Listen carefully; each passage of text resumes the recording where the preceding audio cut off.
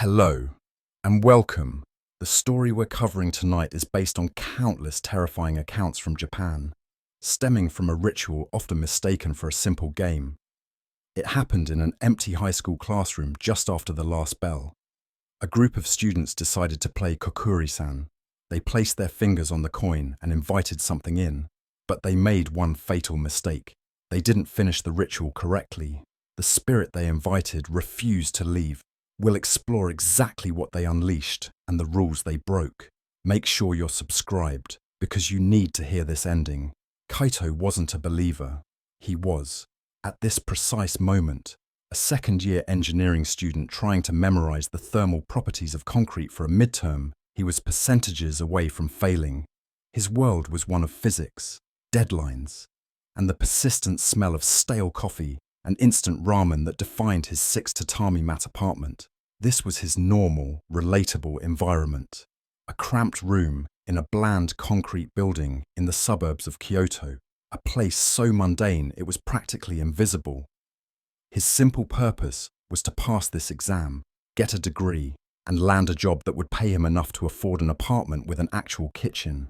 The rain lashing against his single window was the only sound. A rhythmic drumming that was almost helping him focus. Then, a new sound, frantic knocking, shattered his concentration. He sighed, pushing his glasses up. "It's open!" The door slid open to reveal Hina and Suta, his two friends from the literature department, soaking wet and grinning. Hina held up a plastic convenience store bag, as if it were a trophy. "Study break," she announced, shaking her wet hair like a dog. "We brought the good snacks and a game." Suta, who was constitutionally incapable of not being nervous, just hovered by the door, wringing his hands. "Hina, I don't know. It's really coming down out there. Maybe this is a bad sign." "It's a perfect sign," Hina said, already shrugging off her coat and tossing the bag onto Kaito's low kotatsu table. "It's atmospheric." Kaito eyed the bag. "If it's not high-caffeine energy drinks, I'm not interested. I have to finish this chapter." "It's better," Hina said, her eyes gleaming. She pulled out the contents, not snacks, a thick black marker, a 100 yen lighter, and a large, crisp roll of white paper. Kaito frowned. "An art project? Really? Hina, I'm busy." "Not art." She unrolled the white paper, smoothing it across his table, covering his textbooks and scattered notes. "We're going to play Kokkuri-san." Kaito groaned and leaned back, rubbing his temples. "You're kidding. That's a game for middle school girls. We're in university." "Not the game version," Suta whispered, finally sitting down. He looked pale. She found the old instructions, the real one. "It's not real." "Suta, it's the ideomotor effect." Kaito snapped, his patience gone. "It's your own subconscious muscles moving the coin. It's science." "Then you won't be scared to try, will you?" Hina challenged, her pen already moving.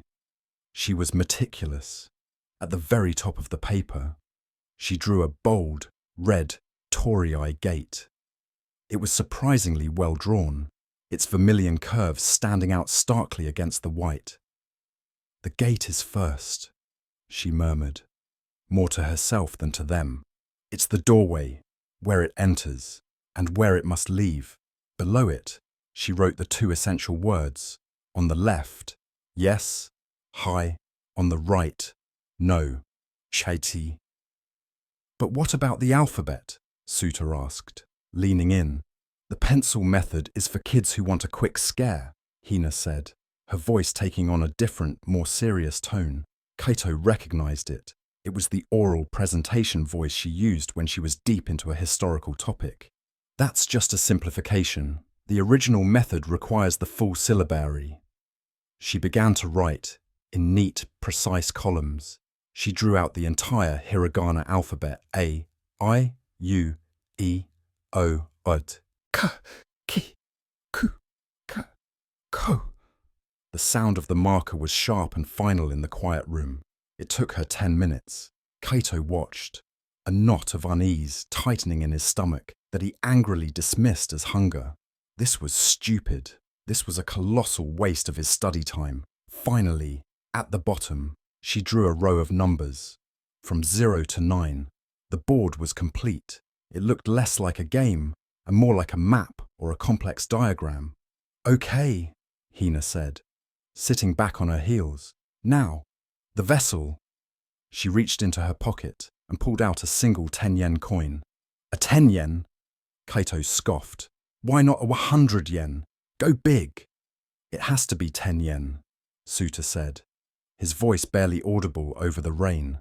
"It's copper, a better conductor, and it's the most common coin, the one most connected to everyday wishes and prayers at shrines. It holds energy. You two have really thought this through, haven't you?" Kaito said, but his sarcasm felt thin. The room had changed. The mundane apartment, his safe, boring study space, now felt like a stage. The single sheet of paper covered in Hina's neat script dominated the room. Hina placed the coin directly under the red torii gate. She looked at Suta, then at Kaito. Her playful expression was gone, replaced by a gravity that made Kaito sit up straight.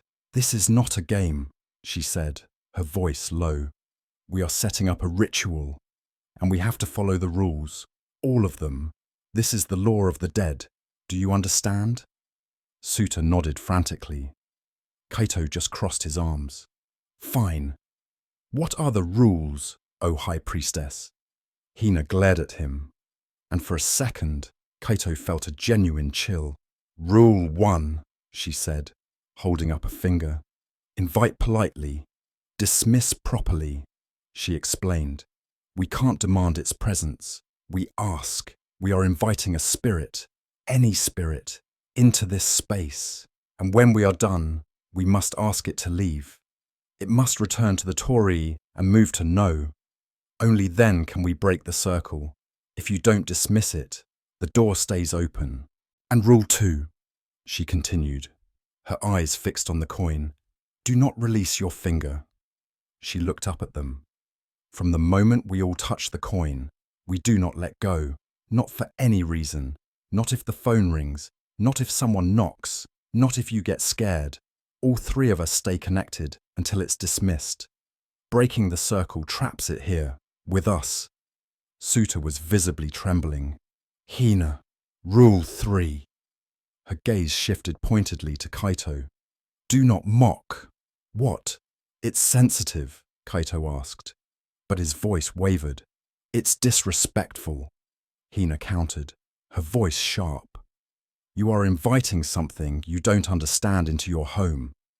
Mocking it is like inviting a stranger in and then spitting in their face. It will react." "And the last one," she said, taking a deep breath. "Do not curse. Same as mocking, isn't it?" "No." Hina's face was pale. "Mocking is an insult. Cursing, swearing at it, telling it to go to hell. That's a challenge. It's an act of aggression. You don't want to show aggression to this, ever." She let the words hang in the air. The only sound was the rain and the low hum of Kaito's mini-fridge. The everyday setup was complete. A cheap apartment, 3 students, and a piece of paper. It could happen to anyone. The simplicity was the most terrifying part. "I read about a group of boys who did this," Hina said, her voice now a whisper. "They broke the rules. They laughed at it, cursed it out when it started spelling things they didn't like. They said, 'Batku aitung fam luat, diuda traja.'" Kaito recognized the phrase. Anyone who has broken the rules has paid the price. "They tried to stop," Hina continued, "but the coin wouldn't go back to the gate. They got scared and let go. One of them, his finger, it just stayed bent, stuck in the position he'd held on the coin. Doctors couldn't fix it. Another one. He couldn't stop hearing static, 24 hours a day, like a dead radio channel. Nang hei nye, tuithu ban vergoiden. Heavy or light, depending on what you just summoned. A heavy silence descended. Kaito's skepticism was still there, but it was now shoulder to shoulder with a new, primal fear. This was his room, his home. "This is insane," he said, but he was already moving, sitting cross-legged at the table. "Just one question," Suta pleaded. "Let's just ask one question and send it back. Let's ask. Let's ask who Aya-chan from our seminar likes." Kaito almost laughed. It was so juvenile, so perfect. All this ritual, all this dread. To ask about a college crush. It grounded him. "Fine, let's ask about Aya-chan. Then you two are leaving so I can study." They leaned in. The air felt thick and cold. "Okay," Hina said. "One index finger each. On the coin. Gently. Don't press." Kaito placed his finger on the cold metal. Suta's finger was shaking so badly it rattled the coin. Hina laid her finger on last. Steady and firm. The three of them were connected. A circuit completed on a piece of paper. Hina closed her eyes. "Kokkuri-san, Kokkuri-san," she intoned, her voice formal and strange. "If you are here, if you have passed through the gate, please move to yes." Kaito held his breath, waiting. He watched Hina's finger. He watched Suta's. He was ready to call them out on the slightest push, the smallest tremor. Nothing, just silence, the rain, the fridge. "See?" Kaito started to say. "Nothing. It's..." The coin moved. It wasn't a push. It wasn't a jitter from Suta's nervous finger. It was a smooth, frictionless glide, as if the paper were ice and the coin was hot. It moved with a deliberate, confident force that pulled their fingers along with it. Kaito's heart stopped. His physics-brained, logical world cracked open. It slid firmly, directly from its spot under the torii gate, and came to a dead stop on the word, "Hi, yes." Story 1. The river calls my name. The final bell of the day was a mercy, but it didn't release the pressure building behind Misaki's eyes. It was exam season, a humid and oppressive time of year when the air stuck to the skin like a second, unwanted layer, and the classrooms of their aging school building felt like pressurized steam rooms. Misaki was partnered with Sakura for their history project, which was usually a blessing. Sakura was brilliant, effortlessly so, with a kind of chaotic, bright energy that made even the driest subjects, like the Meiji Restoration, somehow interesting. Today, however, Sakura was quiet, dangerously quiet. Her usual vibrant energy was gone, replaced by a dull and heavy stillness. She hadn't looked up from her desk all afternoon, her hair falling forward like a curtain, shielding her face. "Misaki," Sakura whispered, her voice rough, as if she'd been swallowing sand. She pushed a pencil across the desk, her fingers trembling slightly. Can you hold this for me? Just for a bit." It was Sakura's lucky pencil, a cheap, bright pink novelty pencil with a smiling cartoon cat for an eraser.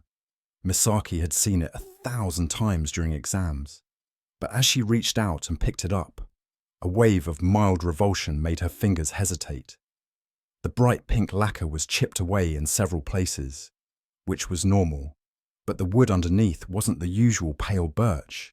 It was a dark, sodden, almost black colour, like wood that had been left at the bottom of a bucket of stagnant water for weeks. It even smelled faintly of river mud and old, rusting metal. She must have dropped it in a puddle, Misaki thought, forcing a smile she didn't feel. Or maybe it's just really old. We've had these since junior high. She clutched it, trying to ignore the unpleasant texture, ready to start their project outline. Sakura just stared at her own hands, which were pale and chapped, the knuckles raw. The pencil felt wrong. It was heavy, far heavier than a simple wooden pencil had any right to be, as if it were weighted with lead shot. And as Misaki held it, the dark, water-stained patches of wood seemed to pulse with a faint, damp cold that seeped directly into her palm, a cold that felt unnatural in the sweltering classroom.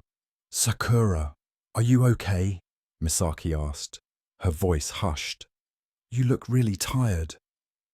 Sakura didn't look up. Her shoulders were hunched.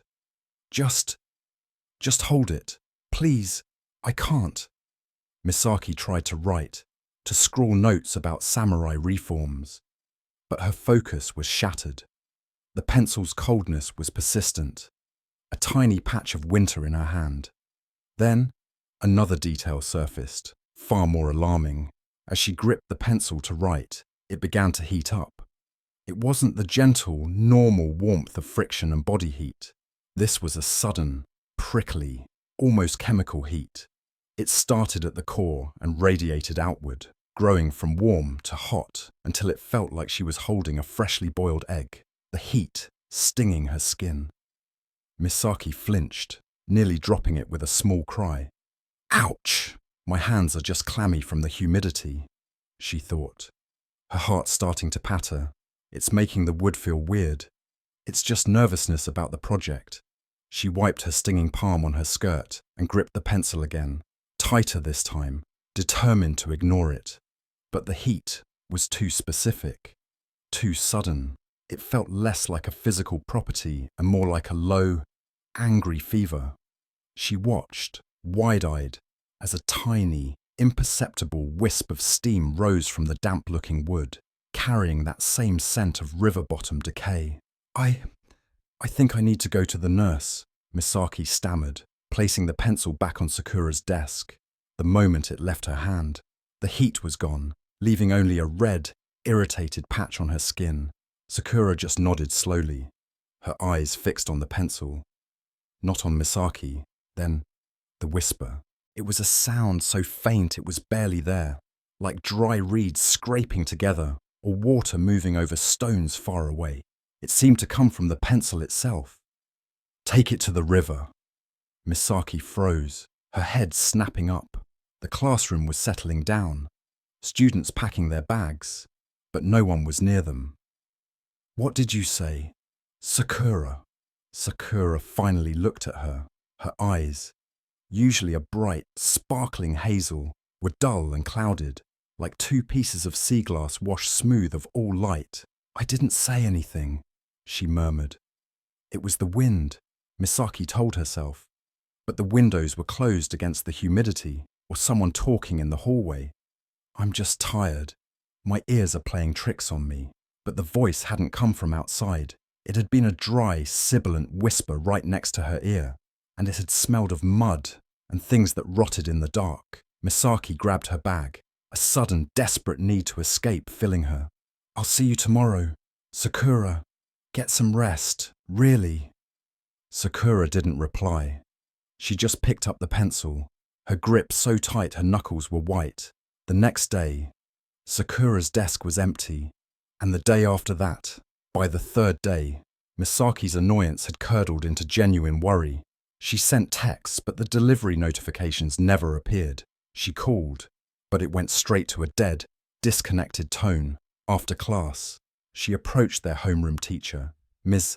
Tanaka, at her desk. Ms. Tanaka, Misaki began, twisting the strap of her bag. I'm worried about Sakura. Tenhoku Sakura. Has her family called in sick? Miss Tanaka looked up from her papers, her expression one of polite, blank confusion. I'm sorry. Who? We don't have a Sakura in this class. Misaki laughed, a short, nervous bark. That's not funny. Sakura. She sits right there. She pointed to the empty desk beside her. Ms. Tanaka frowned, her brow furrowing in mild concern. Not for a missing student, but for Misaki. Misaki, that desk is empty because we have an odd number of students this term. It's been empty since April. Are you feeling all right? You seem stressed. Exam pressure can be very difficult. A joke, Misaki thought, her heart hammering against her ribs so hard it hurt. This is a horrible, elaborate joke. The teacher is in on it. Or I'm in the wrong classroom. I've lost my mind. But it was her classroom, her desk, her classmates. And when she turned and asked her friend Ren, who sat behind her, he gave her the same confused, slightly pitying look. Who's Sakura? Is she that girl from Class 2B you were talking about? No, she sits here. We're history partners. Misaki's voice was rising, bordering on hysteria. Ren just shook his head slowly. My history partner is Inoue. Misaki, are you okay? Sakura hadn't just disappeared. She was being erased. Misaki ran to the bathroom, her breath catching in her throat, black spots dancing in her vision. She felt like she was going insane. She locked herself in a stall, pressing her forehead against the cool metal, trying to breathe. It wasn't real. It couldn't be. She was just stressed. She was having a breakdown. After a few minutes, she stumbled out to the sinks to wash her face with cold water, and she saw it, sitting by the sink, perfectly dry, its pink lacquer seeming to mock her. The pencil. Her first instinct was to scream. Her second was to run, but she was frozen, rooted to the spot by a cold, more profound than any she had ever felt. The pencil was no longer hot. It was ice cold, a deep, penetrating cold that seemed to suck the warmth from the air around it, and it was vibrating. It wasn't a visible shaking, but a low, subsonic thrum that made the porcelain of the sink hum and the water in the U-bend gurgle softly. As she stared, paralyzed, it rolled half an inch, pointing itself not toward her, but toward the window, toward the river. Sakura must have left it here, Misaki thought, her mind grasping for any straw of logic. She knew I'd come here. She's playing a prank on me for being so jumpy. She'll jump out any second. But Misaki knew, with a certainty that chilled her to the bone, that Sakura was not here. Sakura was not anywhere. This thing was waiting for her. It was no longer a thing. It was an invitation, a lure, and the cold emanating from it wasn't a temperature. It was an absence of life. Misaki's hand moved. It felt heavy and distant, as if it belonged to someone else. She watched, horrified, as her own fingers reached out and picked it up. The moment her skin touched the wood, the pulling began. It wasn't a physical force. No one was dragging her arm. It was an invisible, undeniable weight on her mind, a relentless, agonizing drag.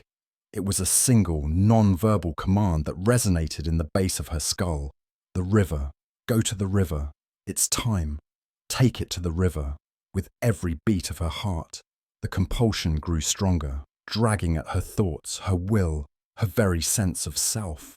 I'm not being forced, she tried to tell herself, even as her feet were carrying her out of the bathroom, her bag abandoned by the sink. Her legs moved stiffly, like a marionette's. She walked down the stairs and past the school gates, earning a strange look from the security guard she didn't even notice. I'm going to throw it away. I'm going to the river to get rid of it. That's all. I am in control. This is my choice. But she wasn't walking. She was being led. The dragging sensation didn't stop. Not for a moment. It was a psychic leash, pulling her steadily, inexorably, along the concrete path that snaked through the tall, whispering grass toward the sluggish, green-brown water. She was a puppet, and she could feel the strings in her mind. Misaki tin rang chi kan mankai bot din kon somgan chung, moi chuyện sẽ kết thúc. She believed that if she just brought the pencil to the river near the school, everything would end. She clung to that one, desperate hope. But the dragging, it didn't want to stop. She stood at the concrete embankment. The river was high from the recent rains, swollen and ugly, smelling of silt and sewage and something else, something much older and deeper. The pull was overwhelming now, a siren song that demanded she not just stop at the edge, but enter. It wanted her to walk into the murky depths. It wanted her to follow. It wanted to go home. Her foot lifted. She was about to step off the edge, to let the green water close over her head. The water below swirled just for a second, as if something large and patient had turned over in the mud. No, it wasn't a rationalization. It was a scream of pure animal terror that burst from the last shred of her own will. I am not Sakura. The pencil in her hand was vibrating so violently it was almost jumping. Desperate, angry. It wanted the water. It wanted her in the water. With a final burst of adrenaline-fueled panic, Misaki did the one thing the Force wasn't prepared for. She didn't walk. She threw. She flung the pencil with all her might into the center of the river. The final uncanny sign was the most terrible of all. The pencil did not arc. It did not tumble. It flew straight for 10 feet, stopped dead in the air as if caught by an invisible hand, and then it just dropped. It didn't splash. It didn't float. It hit the surface and sank perfectly, impossibly vertical, point first, like a stake being driven into the heart of the river. The second the pencil vanished, the terrible pulling force in her head snapped. The sudden silence in her mind was as loud as a gunshot. Misaki fell to her knees on the concrete, gasping, cold sweat covering her entire body. The world rushed back in. The sound of traffic on the distant bridge, the cry of a cicada, the wet smell of the grass. It was gone. It was over. The river churned once where the pencil had entered. A single, greasy bubble rose to the surface and popped, releasing a small puff of air that smelled like a flooded grave. The river had its due. Mot con ngui te doi, va bien muk hoi te zoi hok cha. A person changes and disappears from the school world. Misaki ran all the way home, her sobs lost in the humid air. She never told anyone. How could she? The next day, she returned to school. The empty desk was still there. Ms. Tanaka still had no Sakura on her roster. Ren had no memory of the girl who used to laugh and sit beside him. Misaki was the only one who remembered. She was the only one who knew that Sakura hadn't just moved away. She had been taken. She finished the history project alone. And for the rest of her life, she would never walk near that river again. She was the only one who knew what was waiting in the mud. And she knew, with a certainty that would haunt her dreams for the rest of her life, that the river was still hungry. Story 2. The coins are no longer harmless. Mr. Ito was not just a teacher.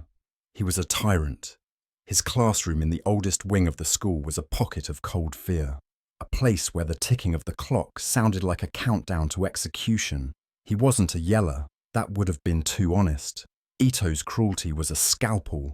He wielded sarcasm, public humiliation, and a penetrating, joyless stare that could make a student forget their own name. He would pick a target, usually the quietest, and slowly, methodically, dismantle their confidence over a semester. His current target was Aoi Sato. "Sato-san," he'd said just that morning, his voice slicing through the silent room as she stood to answer a question. "Are you attempting to speak? Or are you simply making that breathing sound again? Please, enlighten us. If you can find the words." We are all waiting. The class held its breath. No one dared to meet her eyes. Aoi's face burned red, tears welling, and she stammered, I don't. Precisely. You don't. Sit down." Ito had smiled, a thin, reptilian action. This was the daily reality. It was this suffocating, quiet malice that drove Aoi, Haru, and Emi to the forbidden third-floor storage room after school. They weren't bad kids. They were desperate. They had found the instructions online, a modern version of an old, dark ritual, Kokkuri-san. The room smelled of dust and old paper, and the air was so cold their breath fogged. "Are you sure about this?" Haru whispered, his voice trembling more than he wanted to admit. He rubbed his hands together. "This place is creepy." "He won't stop," Aoi whispered back, her voice shaking but resolute. She unfolded a large sheet of paper. "We just want him to be nicer, that's all. We'll just ask." They drew the Torii gate and the alphabet, their hands clumsy in the dim light, for the planchette. Aoi produced a single, worn 10-yen coin. It felt ordinary, but as she placed it on the paper, the small circle of metal seemed to absorb the room's chill. They placed their fingers on it. "Kokkuri-san, Kokkuri-san," Emi began, her voice barely audible. "If you are here, please move to yes." The coin remained still. Haru let out a shaky breath and snorted. See? Nothing. It's just a stupid game. Let's go. Wait, Aoi insisted, pressing her finger harder. Be respectful. She closed her eyes, forcing her mind to focus past the fear. Kokkuri-san, please, we are asking for help. There is a teacher, Mr. Ito. He is cruel. Please, can you make him kinder? For a long moment, the only sound was the wind rattling the old window frame. Then, with a sudden metallic scrape that made all three of them gasp, the coin moved. It didn't glide. It jerked, as if pulled by an invisible, angry string. Y. E. S. A cold sweat broke out on Haru's forehead. Ask it something else, he hissed. Will he be kind to us? Aoi asked. The coin scraped again. Y. E. S. Will it cost anything? Emmy whispered. The coin paused. It felt like the temperature in the room dropped several more degrees. Then it moved, slowly, deliberately. N-O. They asked a few more questions, their fear mounting with every jerking movement. The answers were short, cold. When they finally dismissed the entity, following the instructions to spend the coin immediately, their hands were trembling. We have to spend it, Emmy said, her face pale in the gloom. The rules. We have to break the connection. The vending machine is broken, Haru muttered, and the school store is closed. I don't want to take this outside. What if it follows us? I'll hold it, Aoi said, snatching the coin. It felt wrong. It wasn't just cold. It was a dead, heavy cold that seemed to absorb the warmth from her palm. It felt heavier than a 10-yen coin should. I'll spend it first thing tomorrow, I promise. She tucked it deep into the zippered pocket of her pencil case, a small, dark secret. The next day, Ito was in rare form. He seemed to have sensed their fear and defiance from the night before, and it delighted him. He stalked the aisles, his presence a physical weight. He stopped at Aoi's desk. Sato-san, you seem even more distracted than usual. What is occupying that vast, empty space you call a mind?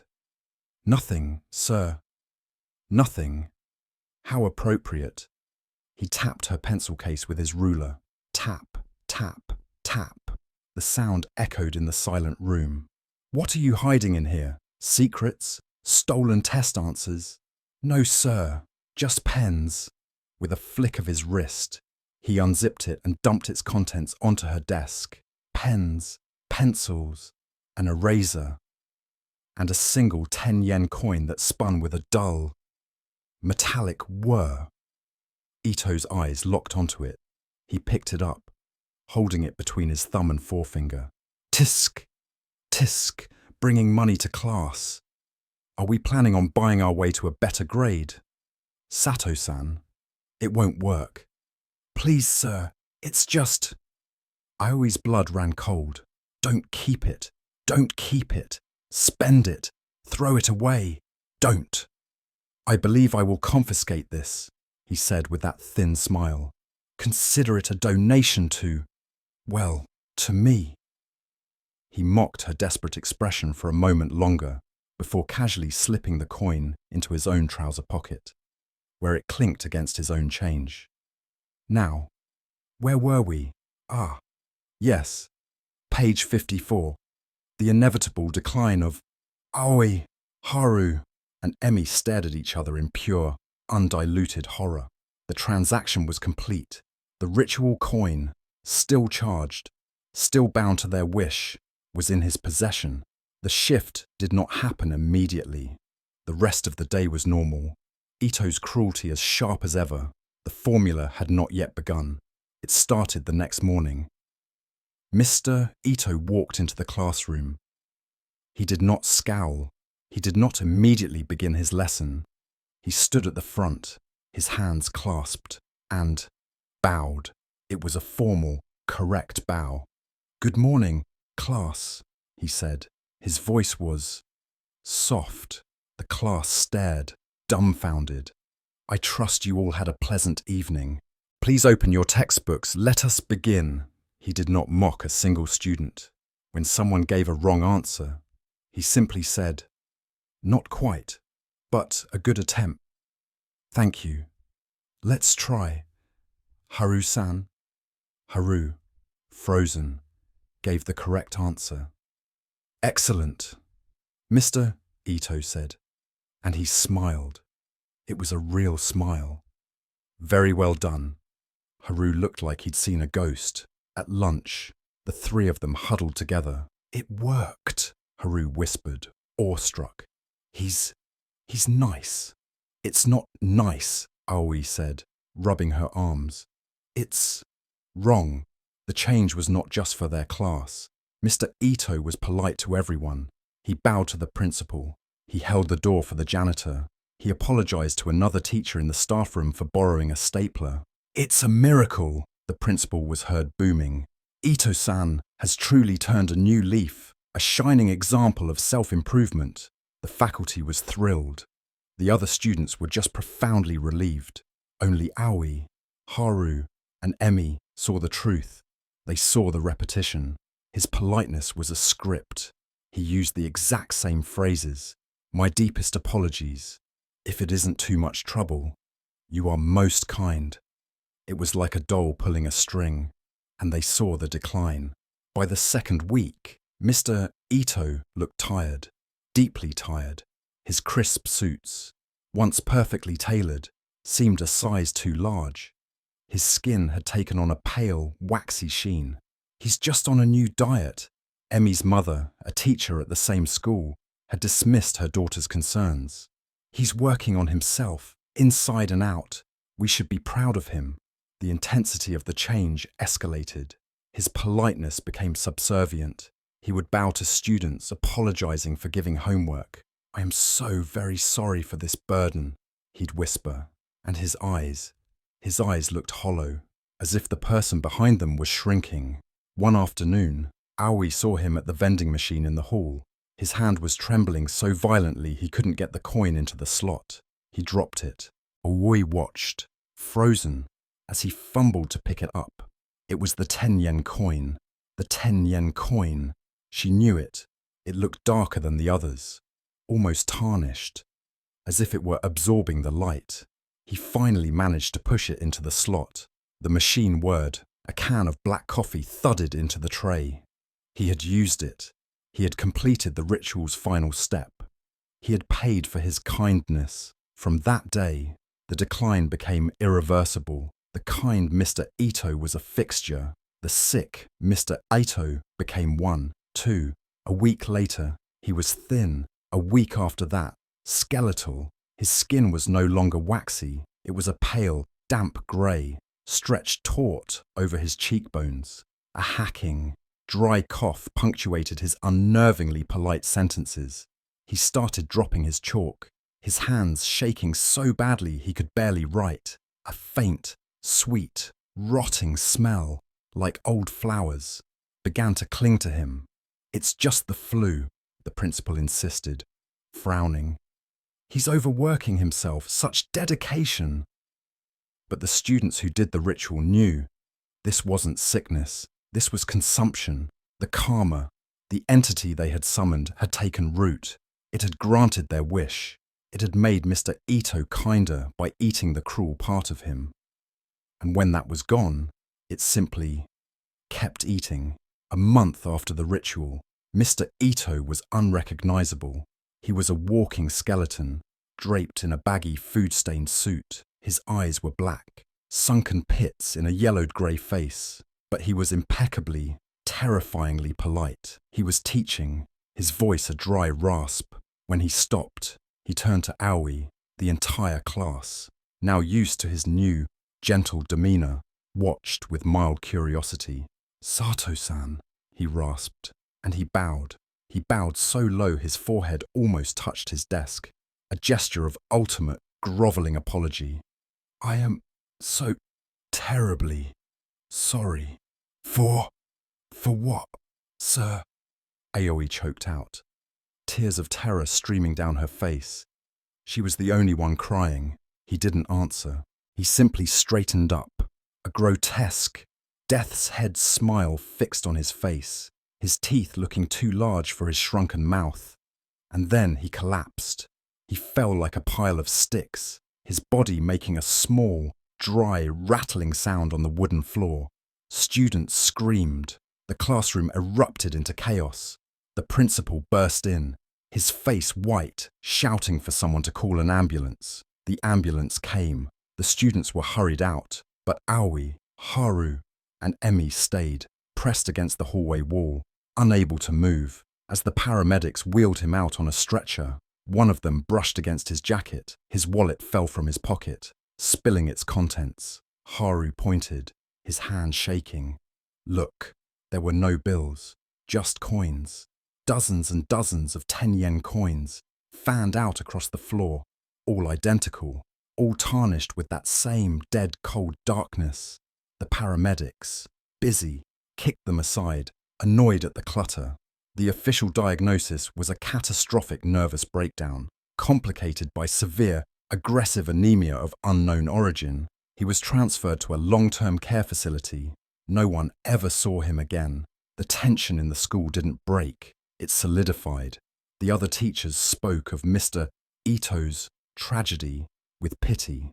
He just worked too hard on being a better person, they'd say, shaking their heads. It simply destroyed him. But Aoi, Haru, and Emi knew the truth. The coins were no longer harmless. They had wished for kindness, and the Kokkuri-san had delivered, demanding a payment they never knew was on the table. The Nyep, the karma, had indeed changed owners. It had been transferred from the students to the teacher, but the entity they invited in was a loan shark. It had taken the man's cruelty as a down payment, and the rest of his life as interest. Story 3. The paper of ascent, the village of Kagesato didn't appear on any modern map, or any old ones I could find. For that matter, to find it, I had to follow a crumbling, forgotten logging road deep into the mountains, a path that was more of a suggestion than a route. My SUV groaned in protest, its tires slipping on moss-slick stones. The last person I'd spoken to, an old woman running a dusty noodle shop in the town at the mountain's base, had simply shaken her head when I mentioned the name. "There is nothing up there for you," she'd said, her voice flat. Only agreement. I was Daiki, and this was Occult Files, my channel, my life. And Kagesato, the village of agreement, was the jackpot. The legend was chillingly specific. It was called the Haunting of Ascent. For over 100 years, anyone who dared to spend the night in the village elder's abandoned house, the only one still standing, was found at dawn, stark raving mad, clutching a single sheet of paper. On it, written over and over, crowding the margins, was one word. Yes, the local law, what little I could gather, whispered that a woman named Okiku had been terribly wronged by the village. Her vengeful spirit, they said, now remained, demanding agreement. It would ask you a single, silent question in the dark, and if you refused, it would break your mind, forcing your compliance until yes was the only word you had left. It was a perfect, self-contained ghost story. I arrived at dusk. The air was cold, but it was a dead, still cold. The village was a graveyard of collapsed thatched roofs and rotting timbers, being slowly swallowed by the forest. The silence was absolute. No birds, no insects. It was an oppressive, damp vacuum. The elder's house stood intact, a dark moor on the edge of a withered clearing, somehow resisting the decay that had claimed everything else. "All right, subscribers," I murmured to my chest cam, the tiny red light a comfort in the gloom. "Going in, EMF is dead flat, no thermal anomalies, but you and I both know that's when it's worst." The house was cold, but it was a natural, mountain cold. Dust lay thick on the tatami mats, undisturbed. I set up my base camp in the main room, 3 IR cameras for a 360-degree view, parabolic mics aimed at the darkest corners, a laptop to monitor it all. My spirit box sat in the center, hissing its familiar white noise. Hours passed. Nothing. Just the groan and creak of old wood settling. I grew bored, then frustrated, then a little spooked by the sheer nothingness of the place. I began to explore, pulling open rotting shoji screens, my headlamp cutting a bright cone in the darkness. In a small, cramped back room, under a pile of mouldy hemp sacks, I found it, a small, leather-bound diary, its cover stiff and warped by damp. My heart hammered. This was it. This was the source. I sat on the dusty floor, my breath pluming in the beam of my headlamp, and carefully opened it. The ink was faded, the kanji archaic. It was Okiku's. I began to read. It wasn't a story of a haunting, it was a story of a life. Okiku was a healer, a woman who knew the mountain's herbs. She was beautiful, and she was unmarried. She was an outsider who had settled here, and she was envied. The early entries were mundane, notes on herbs, the weather, the price of rice. But then, the tone shifted, slowly, insidiously. October 3rd, my batch of daikon pickled perfectly. Tommy-san's entire batch spoiled. She glared at me in the market. She says I look at the sun and curse the salt. October 19th, someone tore my herb garden up by the roots. All of it. My work is ruined for the season. The children who used to wave now throw stones. November 1st, they whisper when I pass. They say I consort with unseen things. They say my beauty is a glamour, a fox spirit's trick. The elder's son, Taro, desired me, and when I refused him, his wife told the village I had cursed her with barrenness. The jealousy is a physical thing now. I can feel it, like a stone in my gut. The entries chronicled a slow, systemic, communal effort to erase her. It wasn't one person, it was all of them. The drought that year was blamed on her. The sickness that took 2 cows? Okiku's curse. I read for an hour, my blood running colder than the mountain air. This wasn't a story of a ghost. This was a story of a scapegoat. This was a story of human malice, focused and patient. Then, the final entry. The ink was shaky. December 12th. The elder has called a village meeting. They say a decision must be made. For the good of the village, they have drafted a paper. They say it is the voice of the people. I hear them in the main house. They are all agreeing. They are all saying the same word, over and over. Oh, gods! The sound of it. A sharp click echoed from the main room. I froze. My headlamp snapped up. I slowly walked back out. My equipment was all dead. The laptop screen was black. The IR camera lights were off. The spirit box was silent, its hiss cut off. The only light was my headlamp. "Who's here?" I called out. My voice was unnaturally loud in the crushing silence, and then it began. It wasn't a voice. It was a sound. A dry, papery hiss. Yes! It came from the corner of the room, from the Tokonoma alcove, the place of honor. Who said that? My headlamp beam sliced through the darkness. There was nothing there, just an empty, cracked vase. Yes! This time, it was louder, from the rafters directly above me. It was followed by another, and another, a chorus of dry, sibilant whispers. Yes! Yes! Yes! Yes! Yes! It was the sound of 100 different voices, all whispering the same word, not in anger, not in pain. They whispered it with a chilling, absolute certainty. This was not a plea. This was a verdict. This was the sound of consensus. This was the sound of official approval. "Stop it!" I yelled, clapping my hands over my ears. But the sound wasn't just in the air. It was in my head. It resonated in my bones. A vibration that rattled my teeth. Yes, yes, yes! My headlamp flickered, the beam stuttering. In the strobing, disorienting light, I saw them. They weren't ghosts. Not in the way I understood them. They were not transparent wraiths or bloody spectres. I saw the villagers. They were pressing in from the darkness, their forms hazy, like smoke or heat shimmer. But their faces, Their faces were clear. They weren't monsters. They were farmers, mothers, old men with missing teeth, young wives. And they were all smiling.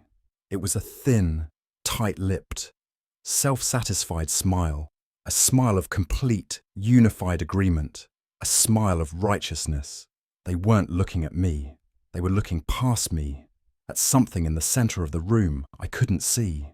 And they were nodding, nodding in perfect, terrible unison. Yes, yes, yes, yes. The sound became a physical weight. My vision blurred. My nose began to bleed, hot drops spattering on my jacket.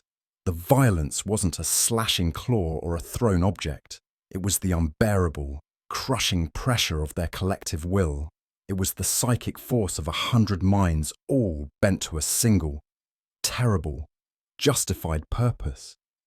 I stumbled back, tripping over my pack. I fell hard against the wall, the wood jarring my spine. I tried to scream, but the only sound that came out was a strangled gasp. The air was too thick to breathe. It was full of their voices, their absolute, unwavering assent. Yes, yes, yes, yes, yes. They were all around me. Their smoky hands reached out, not to grab me, but to sign. Their fingers mimed holding a brush, making a downward stroke. My eyes snapped to the center of the room. On the floor, next to my dead spirit box, was a single blank sheet of paper from my own notebook. As I watched, paralyzed, a single word began to appear on it. A spot of ink, dark as blood, bloomed on the paper. It formed a letter, Y, another, E, another, S. The word yes appeared, written in a neat, formal hand. The elder's hand, perhaps. Then another, in a rough, angry scrawl, yes, and another, in a shaky, frail script, yes, and another, and another, and another. The words overlapped, staining the page, scrawled with a frantic, righteous energy. It was the sound made manifest. The paper was filling. Their approval was being officially recorded. In that horrifying instant, I understood. Okiku's spirit wasn't the monster. It wasn't Okiku's vengeance. The village was. This wasn't a haunting. It was an echo. It was the psychic stain of an entire community's legalized collective malice. They hadn't just banished Okiku. They hadn't just murdered her. They had all agreed to it. They had signed a paper condemning her. And that act, that perfect, unanimous cruelty, was so strong it had torn a hole in reality. It had pressed itself into the very fabric of the place. It wasn't a ghost asking a question. It was the memory of their answer. Screaming forever into the void, the room spun. The paper was almost black with the word. The chorus of yes reached a deafening crescendo, and I felt my mind begin to tear. My own thoughts were being overwritten. I was agreeing. I couldn't help but agree. It was the only thought left. Yes, yes, it's for the good of the village. Yes, she is a curse. Yes, she must go. Yes, yes, yes. My will was dissolving. I was becoming one of them. No! I didn't just scream it. I roared it. The word ripped my throat. I slammed my head back against the wooden pillar. The sharp, sudden pain, an anchor in the storm. The sound stopped, instantly. The smoky figures vanished. The crushing pressure was gone. Silence. I lay gasping on the floor, shaking uncontrollably. The smell of my own blood thick in my nostrils. Dawn was breaking. A thin, grey, indifferent light filtering through the grimy windows. I was alive. I crawled to the center of the room. My limbs felt like lead. I picked up the paper. It was full, soaked in ink. The word yes, a chaotic black stain. It was my paper, from my notebook. I staggered out of the house, out of the village, not looking back. I didn't get my gear. I didn't care. Let the house keep it. I made it to my SUV and sat there for a long time, watching the sun rise, the paper shaking in my hand. Finally, I turned on my camera. The face that stared back was a stranger's, pale, eyes wide and bloodshot, a dark line of dried blood under my nose. I found the source of the haunting, I whispered, my voice cracking. I held up the paper to the lens, my hand unsteady. It's not a spirit. It's not a demon. It's them.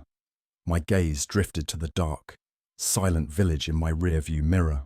It's not the souls of the dead you should fear. It's the consensus of the living. It's not the lone monster in the dark. It's the malice you can legalize. It's the horror, the absolute horror of 100 people, all saying yes to the same terrible thing. I took a shaky breath, the first one that felt like it reached my lungs. This is Daiki. Occult files. I think I need to go home. I turned the camera off, but I couldn't let go of the paper. It felt warm.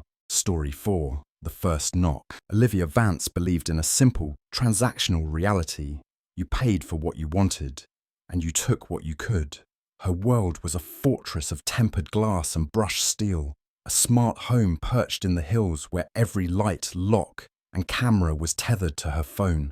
Her power, inherited and ruthlessly cultivated at her prestigious boarding school, was absolute. When her classmate, Sophie, a quiet, scholarship girl, had died in a tragic and suspiciously convenient single-car accident, Olivia had felt only the mildest flicker of annoyance at the disruption. Now, weeks later, boredom had set in. The grief of the student body had become a tedious performance. Olivia, scrolling through a niche occult forum, found a new toy, a digital seance app that claimed to use ambient audio frequencies to contact the recently departed. It was, of course, a joke, but it was a joke she could use. You really shouldn't, her friend Emma had whispered, huddled on Olivia's expensive chaise lounge. There are rules. They say you can't. Interrogate them. Olivia had laughed, a sharp, metallic sound. Rules are for people who can't afford to break them. Emma, besides, she owes me. I let her copy my calculus homework all last term. She tapped the app, calling a dead classmate. How very retro. The app word, the lights in the room, programmed to a soft champagne white, flickered. A burst of static hissed from her phone's speaker. Sophie? Are you there? Sophie? Olivia said, her voice dripping with the same condescending sweetness she'd used in the hallways. Come on, don't be shy. It's just us. The static coalesced. A faint, distant whisper slipped through. Cold. Emma gasped and pulled a cushion to her chest. Olivia's smile widened. This was perfect. Cold? Is it cold down there? Olivia leaned closer to the phone. I figured. It's what you get for wearing thrift store sweaters all the time. Why? Why? Because you were boring. Sophie, because you were weak. This was where she would break the rule. This was the real game. She wasn't here to commune. She was here to confirm her dominance, to prove that even in death, Sophie was still beneath her. Was it as pathetic as your life? That last second? Did you finally realize no one would even miss you? Are you jealous of me? Even now, you have to answer me. I'm asking. The static suddenly cut off. It wasn't a disconnection. It was a vacuum. The ambient hum of the house, the air conditioning, the refrigerator, the distant city, all of it vanished. The room was plunged into an oppressive, suffocating silence. I am not Sophie. The voice that spoke was not a whisper. It was a guttural, multi-layered resonance that seemed to come from the phone and from every corner of the room at once. The air temperature dropped, and the smart home thermostat on the wall flashed an error code before going dark. Emma was already on her feet, scrambling for the door. Olivia, stop! You asked a cruel question. You invited. Get out then, you coward! Olivia snapped. Though a cold spike of genuine fear had finally pierced her arrogance, Emma fled. Olivia, furious and shaken, jabbed at her phone, but the app wouldn't close. She threw the device across the room, where it skittered across the marble floor and went silent. The house was still, too still. Olivia stood, listening. Nothing. She let out a shaky breath. Pathetic, she muttered, trying to reclaim her composure. She'd just go downstairs, fix a drink, and re-engage the house systems. She was halfway down the floating glass staircase when she heard it. Tap. It was a single, soft, dry sound. It came from the massive, solid oak front door. Olivia froze. She pulled out her other phone, the one connected to her life, and opened the security app. She tapped the front door camera. The high-definition feed showed her empty, pristine porch. The motion-activated sensor light, a powerful floodlight that could illuminate the entire driveway, was off. There was no one there, no person, no animal, no branch swaying in the wind. She was about to dismiss it as an echo when she remembered a snippet from the forum she'd been browsing, a stupid urban legend attached to the app. If you break the circle or ask a cruel question, it will find you. It will knock. Don't answer the first knock. That's just it, testing the boundary. It's asking permission. Olivia scoffed, but she found herself pressing the lock icon on her app. The smart lock on the front door whirred, sliding a thick, steel deadbolt into place. A redundant, physical clack echoed up the stairs. Tap, tap. 2 knocks this time, louder, more insistent. She checked the camera feed again. Nothing. The porch was empty. The sensor light remained dark. "Who's there?" she shouted, her voice trembling. "This is private property. I've called security." Tap, tap, tap. 3 knocks. The sound was changing. It wasn't a knuckle. It was something harder, sharper. It sounded like a small stone or a long fingernail, rapping against the wood. Tap, tap, tap, tap, tap. It was a frantic, angry drumming now. A desperate, scratching percussion that vibrated the very air in the foyer. Olivia backed up the stairs, her heart hammering. And then, as suddenly as it began, it stopped. The heavy silence rushed back in, broken only by Olivia's own ragged breathing. She stared at her phone screen, at the dark, empty porch. Nothing moved. She waited. 1 minute, 2. Psst! Her phone vibrated in her hand, a push notification from her own security system. Olivia's blood ran cold. She stared at the screen. The live feed refreshed. The sensor light was on. It blazed with artificial daylight, illuminating every detail of the stranger on her porch. It was not Sophie. It was a thing of impossible height, a gaunt, skeletal silhouette draped in what looked like wet, black rags. It stood perfectly still, its back to the camera, facing her door. As she watched, paralyzed, it began to turn, slowly, impossibly.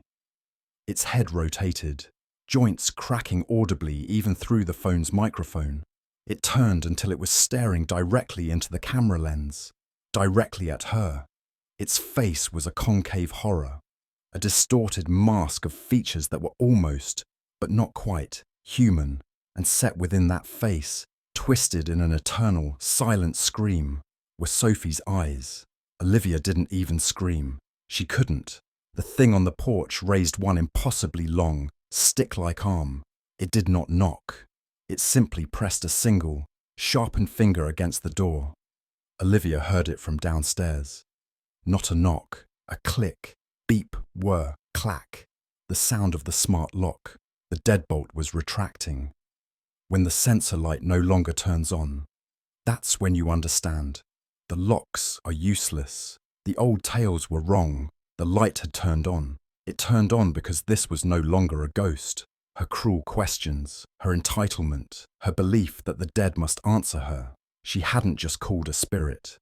She had invited an intrusion. She had given a physical thing permission to cross the threshold. The heavy oak door began to swing open. The The spell of paralysis broke. Olivia didn't think. She just moved. She was no longer a rich, powerful student. She was prey. She heard a sound from the foyer below. A wet, dragging footstep on the marble. It was inside. She sprinted into her bedroom and slammed the door, fumbling with the lock. It felt flimsy, pathetic. She heard the scrape of something ascending the glass staircase. She grabbed a heavy, minimalist bronze lamp from her nightstand and hurled it at the floor-to-ceiling window. The tempered glass resisted, then exploded outward in a cascade of glittering shards. The alarm, finally, blared to life, a useless screaming wail. She didn't hesitate at the pain. She scrambled through the broken frame, cutting her hands and knees. She was on the second floor, overlooking a manicured rock garden. She dropped, landing hard. A sickening crack coming from her left ankle. Pain, white-hot and blinding, shot up her leg, but the adrenaline was stronger. She get up, sobbing, and ran. She ran barefoot, bleeding, in her silk pajamas, limping across the gravel driveway. She didn't look back. She just ran, screaming, until the lights of a responding security patrol car pinned her in their glare. She never went back. She never saw the house again. Her family, leveraging their immense wealth, abandoned the place. They sold it at a catastrophic loss. As is, to a corporation that quietly demolished it. But the price was paid. The physical scars were the least of it. Thin, white lines mapped her palms and knees, reminders of the glass. Her ankle healed, but it was never the same.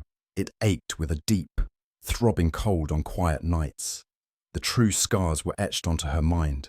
The arrogance that had defined her was gone, burned away by a terror so absolute it had reset her personality.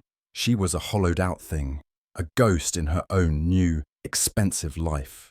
She was crippled by a phobia of two things: motion sensor lights and silence. She lived in a perpetual state of noise, with TVs and radios blaring in every room, a desperate electronic defense against the quiet. She had barely survived. She knew, with chilling certainty, that she hadn't beaten it. She had only escaped. The thing that came, that stranger wearing Sophie's eyes, had simply let her go. It had all the time in the world. Years later, living in a secure 30th floor penthouse in a different country, she woke up. The power was out. The building's emergency generators had failed. For the first time in a decade, there was silence. She sat bolt upright in bed, shaking, staring at the dark, and from the other side of the thick balcony window, 30 stories above the sleeping city, came a single, dry, familiar sound. Story 5. The wasting candle in the tatami room. Long before the highway carved its path through the mountains, in the fading light of the Taisho era, the inn was a necessary waypoint for wealthy merchants.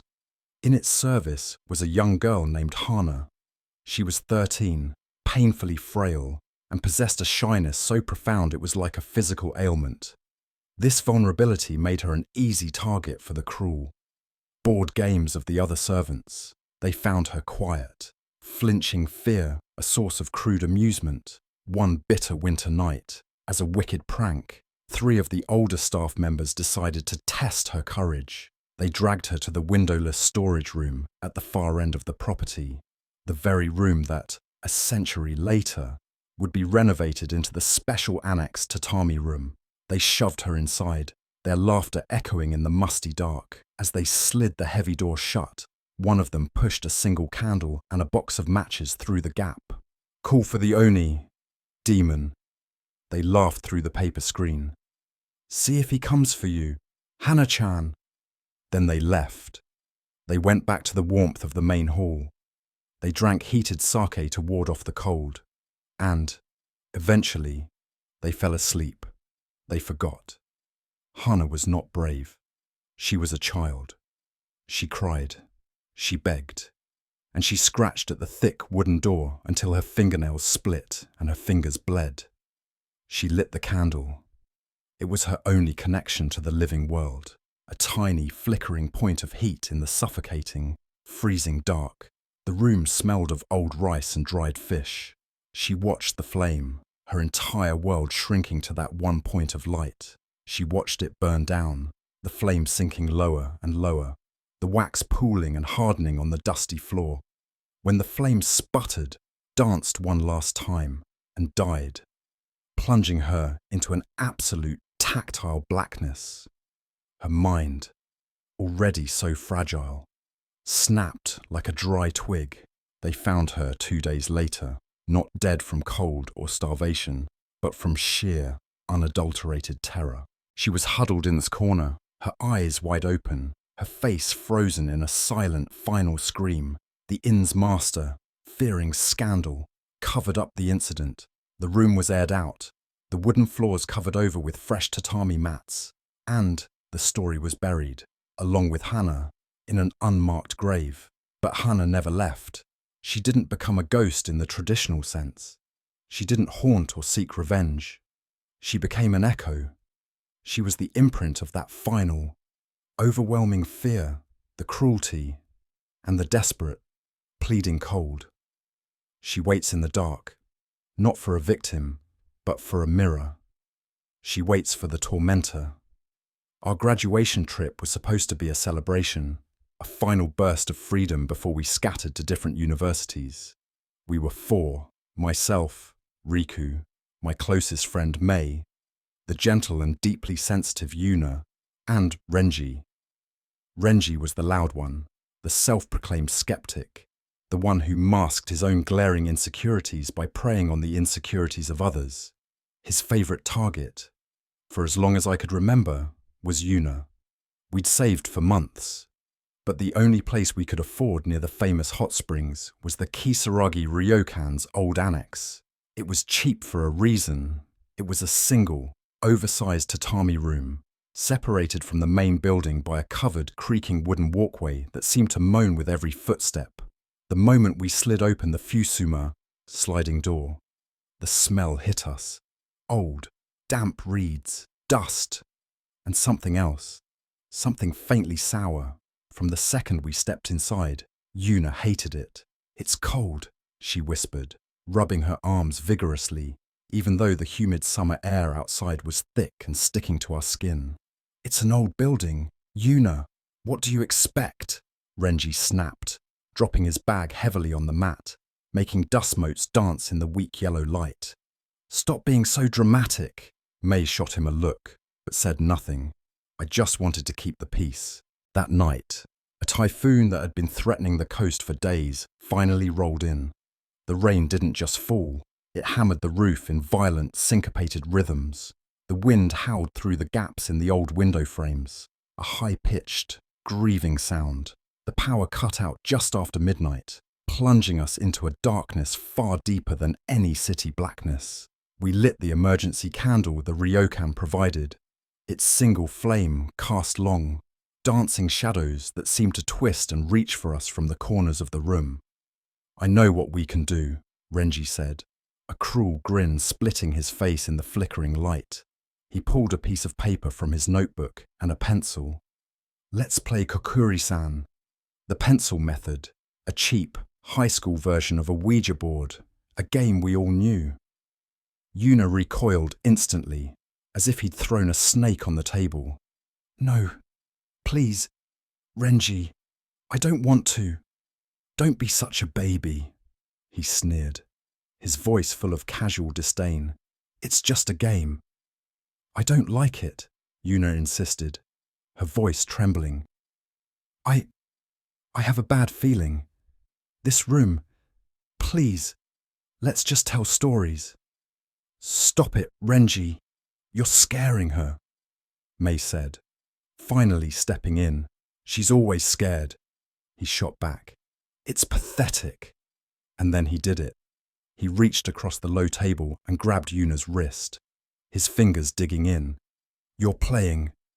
We all have to play, or it doesn't work. Are you going to ruin our entire trip just because you're a coward?" This was the moment. He wasn't just inviting her to play. He was using the game as a weapon. He was weaponizing her fear for his own entertainment. Imposing his will on her, he was forcing a terrified girl to stay. He dragged her protesting hand to the table. "Put your finger on the pencil. Now!" Yuna was crying softly, tears tracing clean paths through the grime of the day. Her body rigid with a terror that was almost primal, but outnumbered and overpowered by his personality. She placed a trembling fingertip next to Renji's, Mei's, and mine. We were a forced circle, bound not by friendship, but by Renji's casual, thoughtless malice. The candle flame dipped low, as if shrinking from us. "Kokkuri-san, Kokkuri-san," Renji intoned mockingly. "If you are here, please answer our questions." For a long minute, there was nothing, only the sound of the rain hammering the roof and Yuna's tiny, hitched breathing. Then, the pencil scratched against the paper, a slow, agonizing scrape, like a fingernail on slate. It moved, dragging our hands with it. K-A-E-R-E. Go home. Leave. Mei and I gasped. I felt a chill that had nothing to do with the storm. Renji just laughed, a harsh, barking sound that shattered the tension. "Very funny. Yuna, stop pushing it. You're not clever."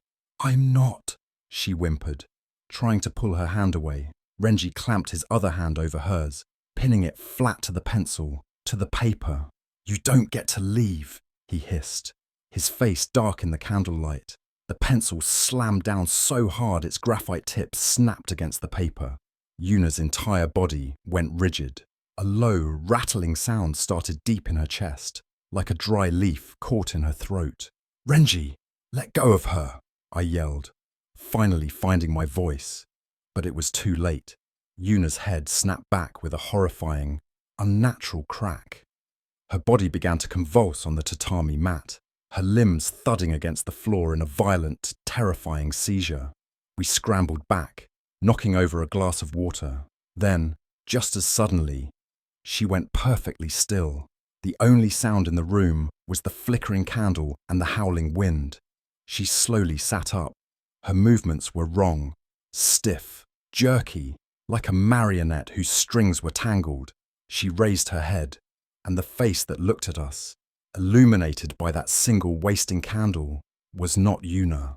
Her eyes were rolled back, showing only the whites, laced with red veins. When she spoke, the voice was not her own. It was a dry, high-pitched whisper, like dead leaves skittering on pavement. "He locked me in," the voice whispered. He said it was just a joke." Renji's blood drained from his face. He looked pale, almost grey. "What? Yuna, stop it. This isn't funny." "The candle."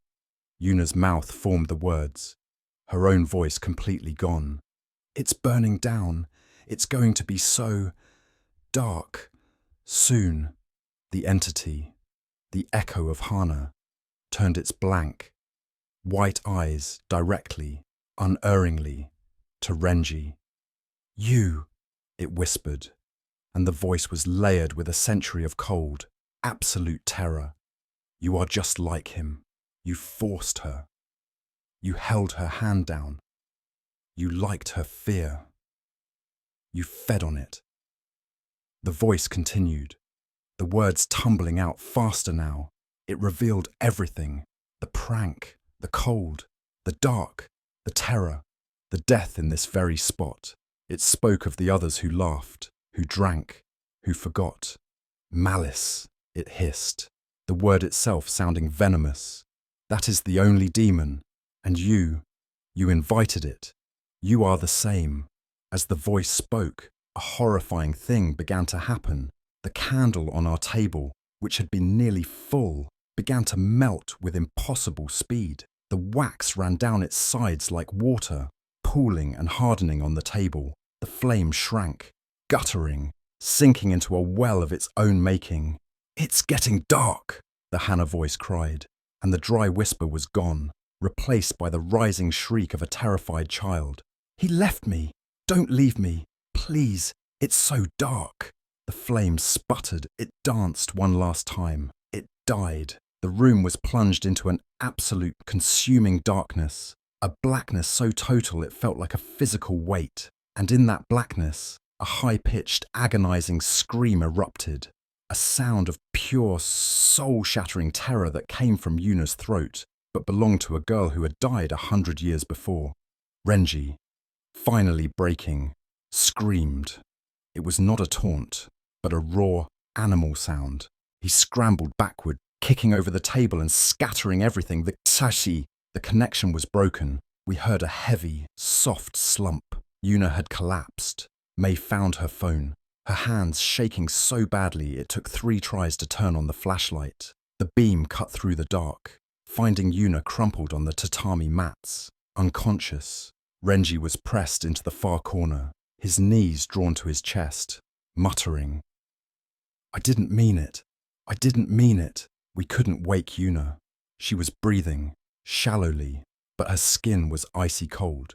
We dragged her away from the center of the room, wrapped her in all the blankets we had, and spent the rest of the night huddled together against the far wall. No one spoke. We just listened to the storm and the sound of Renji's quiet, terrified sobbing. Yuna woke up hours later, well after the sun had risen and the storm had passed.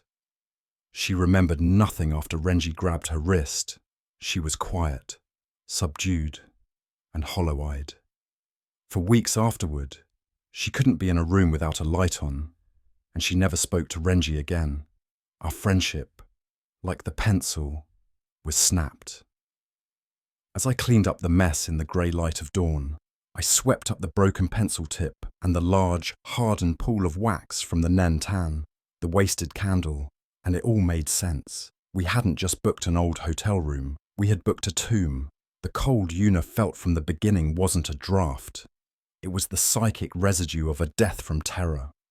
The pencil method wasn't a game. It was a key. Kokkuri-san hadn't answered. She had. Renji's action was the trigger. He had perfectly, cruelly mirrored the actions of Hana's tormentors, providing the exact frequency of malice she had been waiting for. We hadn't been haunted by a ghost. We had been answered by an echo, one that was amplified by the cruelty we brought into the room ourselves. We had forgotten the simplest rule: you don't use a game, or anything else, to impose fear on someone else. Renji didn't summon a demon with a ritual. The demon was the act itself. So, what do you truly believe? Is Kokkuri-san a genuine fox spirit, a gateway to the other side? Or is the game simply a mirror, reflecting the darkness that we already carry within our own hearts? In many cultural and spiritual beliefs, the danger of rituals like this isn't necessarily the spirit itself, but the intention of the players. The rules aren't just to protect you from a ghost, they're to protect you from yourselves. When you place your finger on the coin, you are opening a door, you are giving permission. The belief is that your own malice, your fear, or your hidden desires are what truly give the spirit its power. The game becomes a channel not for the dead, but for the darkest parts of the living. After all, if you invite someone to step in, you must be sure you know who, or what, will step out. I want to hear your theories. Do you believe we are summoning spirits, or just our own inner demons? Leave your thoughts in the comments below. Thank you for watching. Be sure to subscribe and turn on all notifications so you don't miss the next terrifying story.